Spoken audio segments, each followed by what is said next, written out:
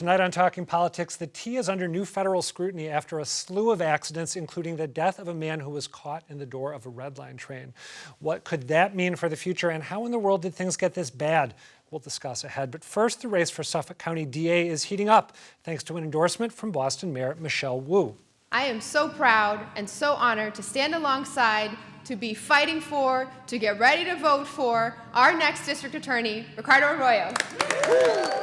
After Wu backed her former city council colleague, Arroyo's opponent, interim DA Kevin Hayden, shot back through a statement from his campaign manager who said, quote, "If Mayor Wu believes a novice attorney with zero public safety experience should be the top law enforcement officer in the county, that's her choice." We're confident voters will disagree.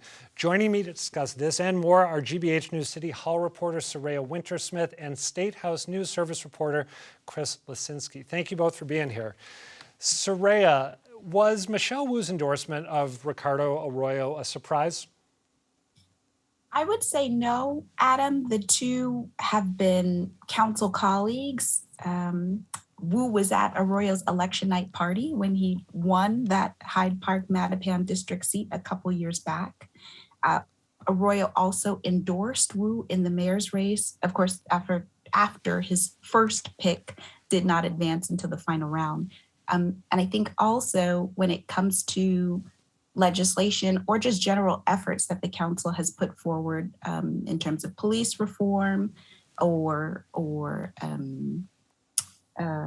law enforcement, they're pretty aligned. I'm thinking about the ban on facial recognition technology, the putting away of or the limiting of tear gas and rubber bullets, the effort to reallocate money after the protests in 2020 towards crime prevention and community programming. They're aligned when it comes to things like that. Okay, so a lot of understandable reasons that she would move to endorse him. Chris, when you look at Kevin Hayden's approach to criminal justice and contrast it to Ricardo Arroyo's, how much daylight is there between the two of them? I think there is a decent amount of daylight between the two of them. You know, Ricardo Arroyo, right out of the gates, when he launched his bid for Suffolk County DA, he positioned himself as someone who would continue the reform-minded approach that former DA Rachel Rollins took before she departed to become U.S. attorney. You know, remember, early on in her term as DA, she put out a memo making it her office's default policy not to prosecute some lower-level and misdemeanor crimes like misdemeanor trespassing and drug possession. Arroyo said that he really wants to focus on accountability, equity. He's an opponent of qualified immunity. Hayden hasn't exactly rebuffed that kind of progressive prosecution, but he also hasn't embraced the approach that Rollins took or made it a central principle of his interim tenure or his campaign for the full-time job, that he will keep that in place. He stands more in the middle between a traditional prosecutor's role and a progressive prosecutor. Says he'll look for alternatives in some cases, but won't make it a de facto policy to avoid prosecution. I think part of this too comes from their different perspectives. You know, Arroyo is running as the top prosecutor as a former public defender, while Hayden himself used to work as a prosecutor in this very office. That's a great point. Incredibly different worldviews between those two positions. Soraya, the Hayden camp's response, which I read a moment ago, struck me as quite sharp. What, if anything, can we make of the tenor of their response and what it says about the contours of the race? I think it is a reasonable inference that the campaign was sort of irked by this endorsement because it's kind of a defining one.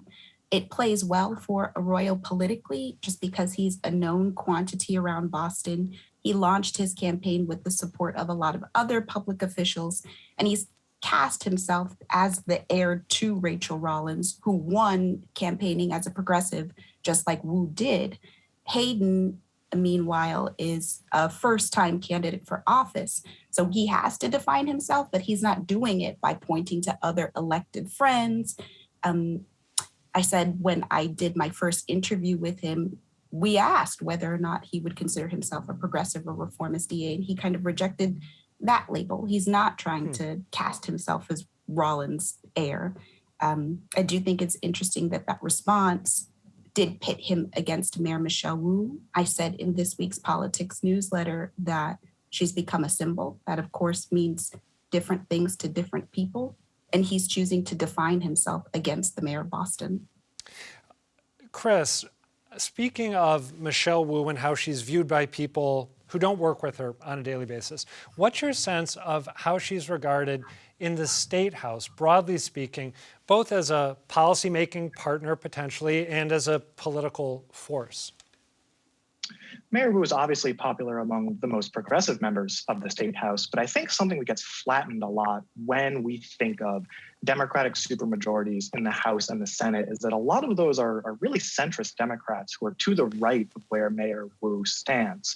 We got some early signs early on in her term that her leadership in Boston might move the needle on some progressive priorities, especially compared to the tenure of Marty Walsh.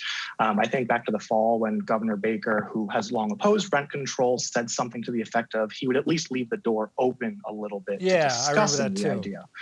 But I think we also, especially in recent months, are seeing a lot more from the inaction on Beacon Hill. You know, rent control, fare free transit, two of Mayor Wu's top campaign priorities, those haven't gone anywhere in the 6 months since she won the election. Those are ineffectively the same position as before she won.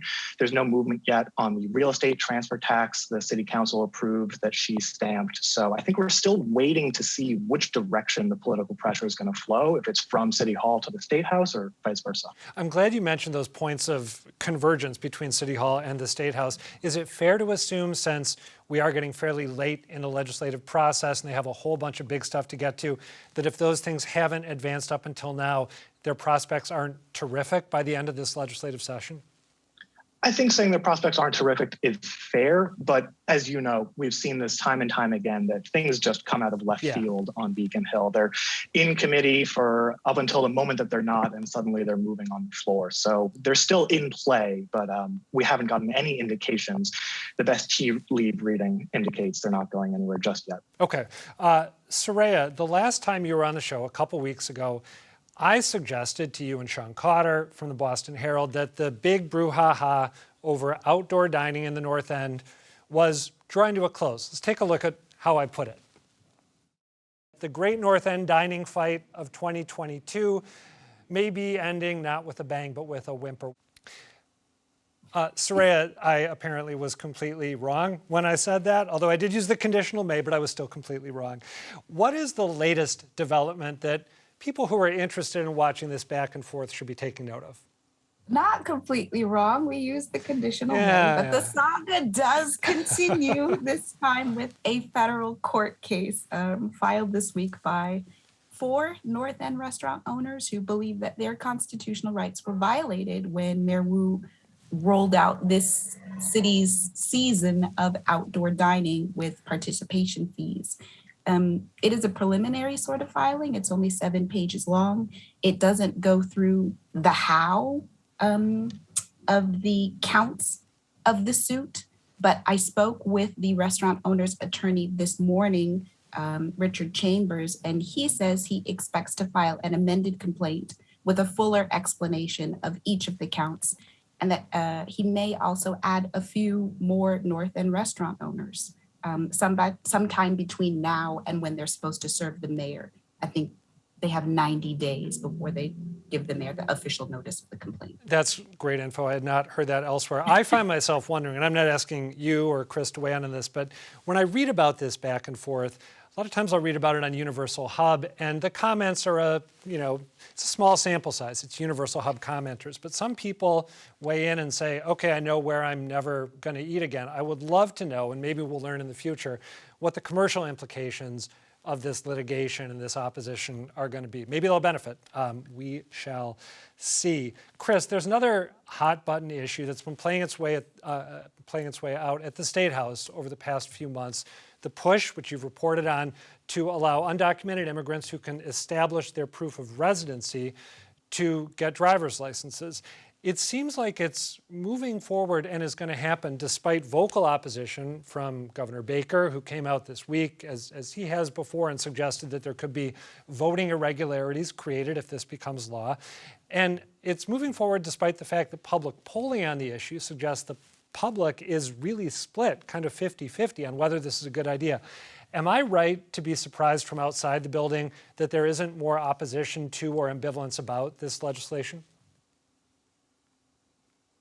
I understand where you're coming from with that feeling. It's certainly a noteworthy contrast between the public polling and the results in the legislature, especially compared to other topics that poll well, but historically don't go anywhere. Up until about a month ago, sports betting was really popular and had never come up for a vote in the Senate. So there's not always alignment between polls and what happens in the legislature. But I think that this speaks a lot to the way that Beacon Hill operates. It really is a top-down leadership style where Democrats who run the House and the Senate almost never bring anything to the floor unless they're confident from their closed-door meetings, not only that it'll pass, but that the caucus will be almost unified, maybe a few detractors here or there, but that they will have a really strong show of support rather than dissent within their ranks.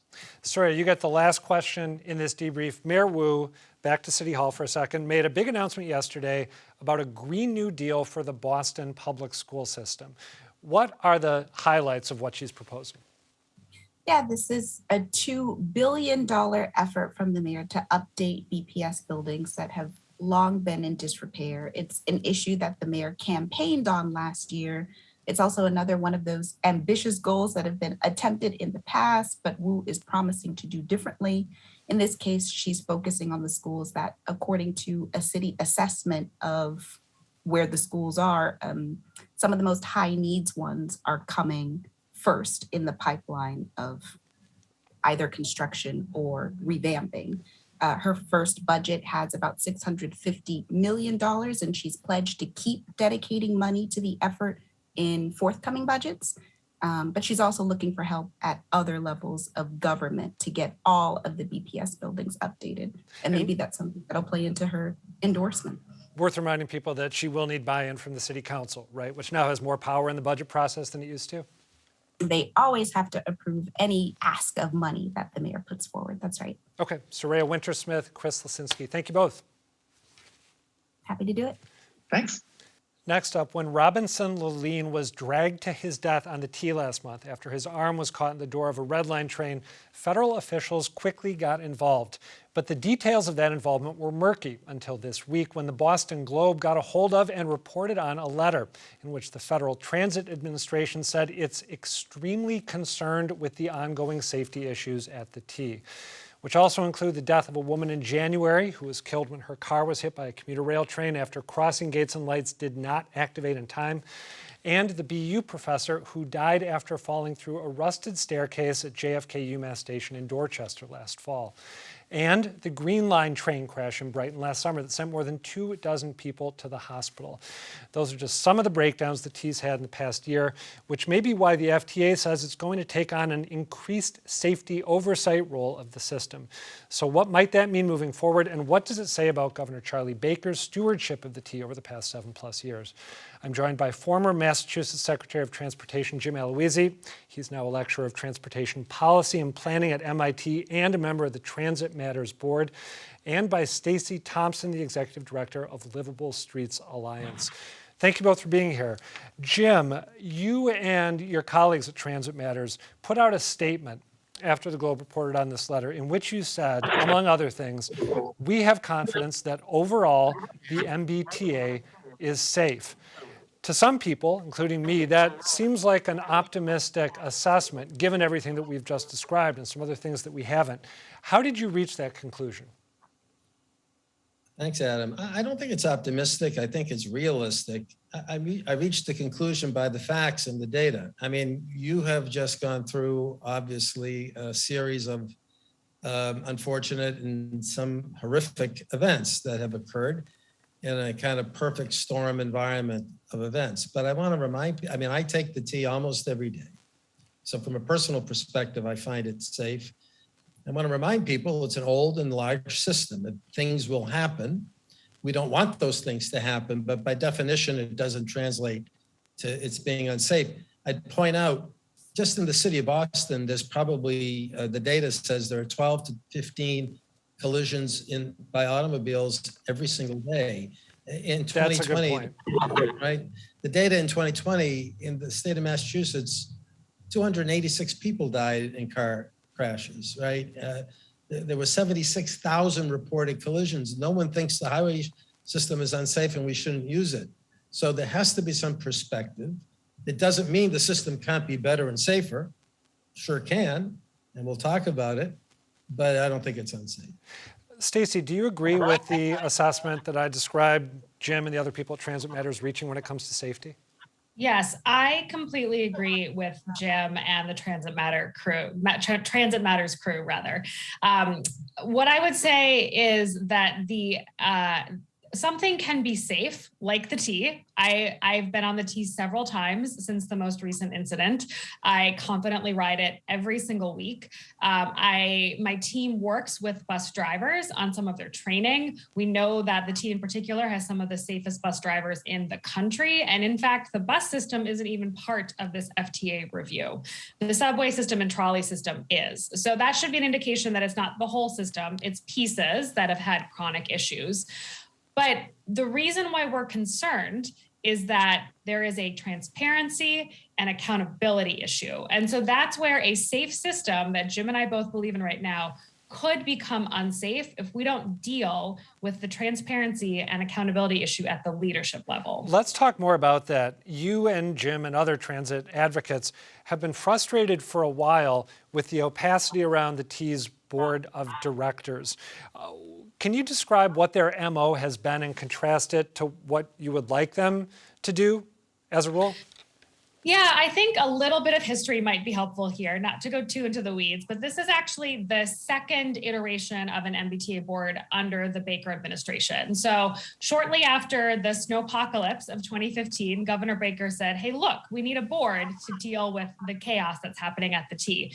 People like Jim and I were skeptical at the time, but he appointed some great people who really got their hands dirty. And when things happened, like the derailment in 2018, I believe, they took immediate action. They were vocal. They made sure that there is an outside assessment. There are many examples of the previous board getting out there publicly, pushing on the general manager, pushing on the governor, saying, look, we've got to make some changes.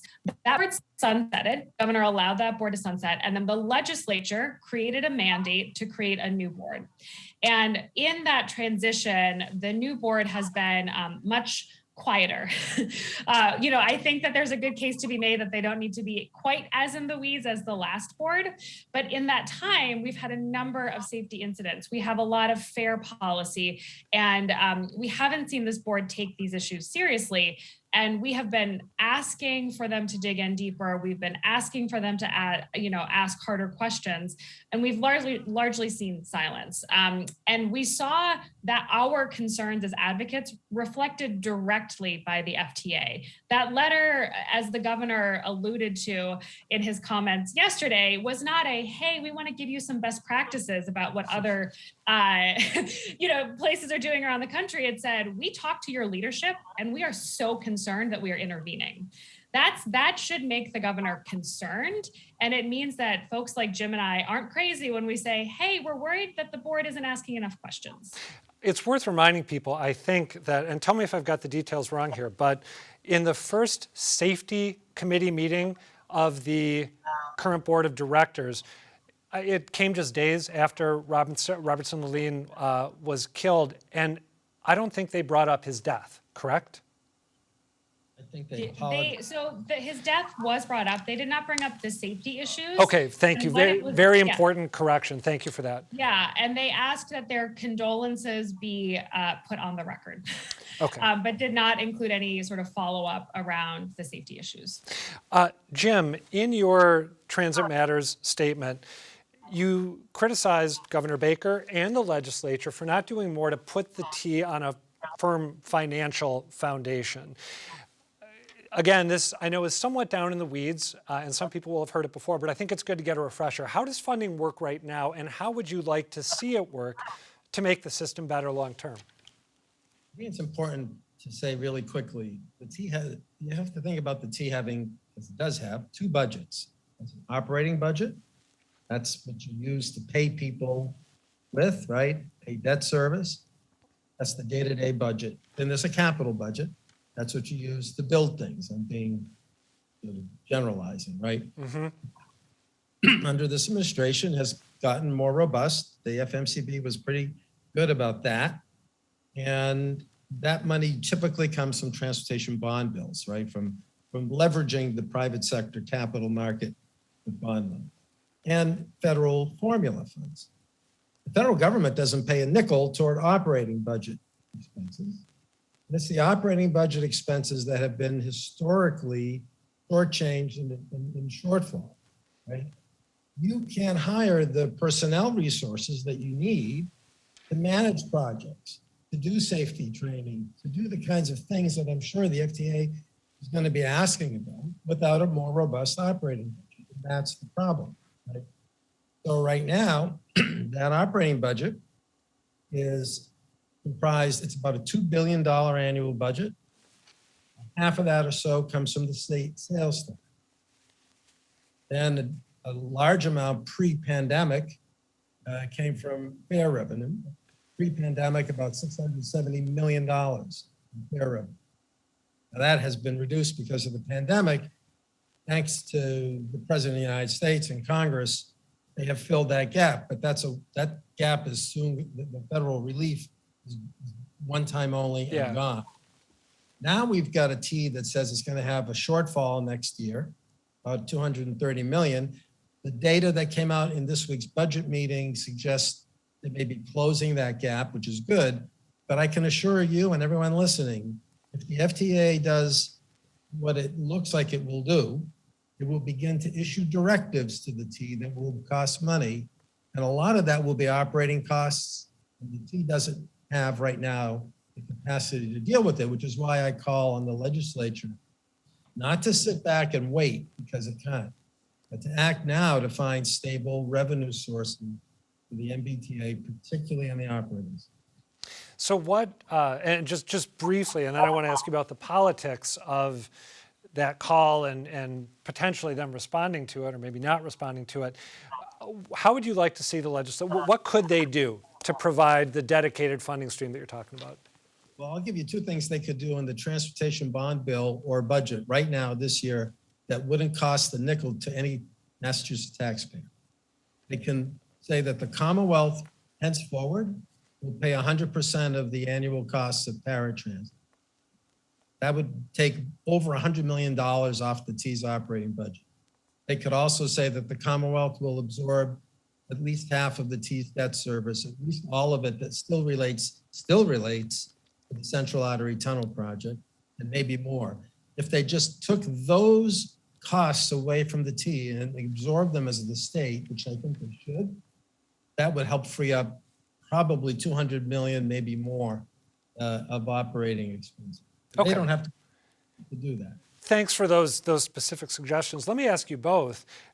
Isn't it a tough sell politically to say to the legislature, we need you to invest more because things are in bad shape, because there is a crisis of confidence that we're in the midst of? Doesn't that make getting them to take and I understand that it's all related and it's circular, but Stacy, I see you nodding. Does it make it tough to get the legislature to take ideas like the ones Jim just floated seriously?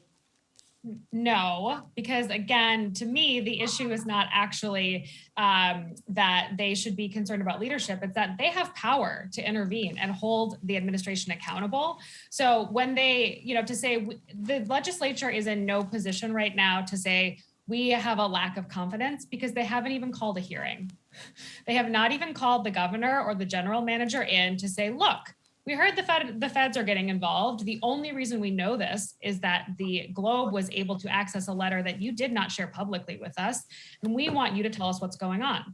They can ask for that information so that they can make informed decisions, just as Jim is recommending, ahead of the next legislative cycle, which will be a complete chaos for the next governor and for the next legislative body if they don't take action now. And to act as though they don't have power or don't have oversight responsibility in this moment is giving their power away. And I don't think anyone in that position would say that they would want to be doing that. Jim, politically speaking, why does the legislature take the sort of laissez-faire approach that Stacy just described? Is it because so many people represent districts that are not served by the T? Is it because, it's easier to blame others for mismanagement rather than to get your own hands dirty? Is it something else that I'm missing? I think it's all of the above and more. If you're a state legislator from Agawam, you wonder why you should be taking votes to raise revenue for the MBTA, right? And by the way, you're kind of annoyed that part of the sales tax that your constituents are paying out west is going to support the T. So there's that dynamic politically. And then there's just the political dynamic, frankly, that I think has taken root at the State House, which is, oh, there were all these silver bullets, so we don't have to do anything, right? So let me be clear. If anyone as an elected official at the State House level thinks that the potential success of the millionaires tax is a silver bullet, it isn't. We can go into detail why, right? Yeah. If they think the government is coming to the rescue, it isn't, because the federal government doesn't pay for operating budget expenses, right? It did during the pandemic as a one-time relief deal, but it hasn't paid for operating costs since the Reagan administration. I'm glad that you mentioned the millionaires tax, because I've gotten the impression, I covered the kickoff of that campaign to create a new 4% tax on incomes over $1 million earlier this week. And you do get the impression sometimes that the proponents think this is just going to fix everything. I want to show some video. I apologize. I want to show some video of Governor Baker 7 years ago after the snowpocalypse that we mentioned earlier, this crazy biblical barrage of snowfall. He essentially said he was tired of hearing reasons that the T wasn't working the way it was supposed to. Let's take a look. I'm sort of done with excuses, okay? I want to hear what people are actually going to do to get the riding public back to the point where people can depend on and rely on the service. Stacy, you talked about the fiscal control board the governor put in place early on, and Jim, you did this too, doing a good job. Beyond that, how much credit should he get for making improvements to the system, despite where it's at right now? And conversely, how much should people be saying, you know what, you've been the governor for nearly 8 years. We're also tired of hearing excuses. Yeah, so I can give credit where credit is due and say the previous board did a good job, and we did increase capital investment. Those are good things. But the question is, was it an appropriate response to the size of the existing crisis? And I think the answer to that is definitively no. You know, the analogy that I frequently use is, if you're a homeowner, can you pay your bills and can you make your repairs? And essentially what you might say is, well, Charlie Baker maybe replaced the hot water heater, but the roof is caving in. And so you can't just keep saying, but look, I will just keep turning up the heat. I replaced this water heater when the rest is falling apart. So yes, there was investment. Definitively, there has not been enough. And when we've asked hard questions, especially around finances, the administration has refused to get down and dirty into the details, or has deferred and said, look at what we're already doing over. That analogy is actually extremely helpful and also somewhat depressing. I'd love to talk to you two more about this, especially if the FTA basically takes the system into receivership, as Jim, you've said it seems likely to do. In the interim, Jim Aloisi and Stacy Thompson, thank you. That is it for tonight, but do come back next week, and please tell us what you think. For now, thanks for watching, and good night.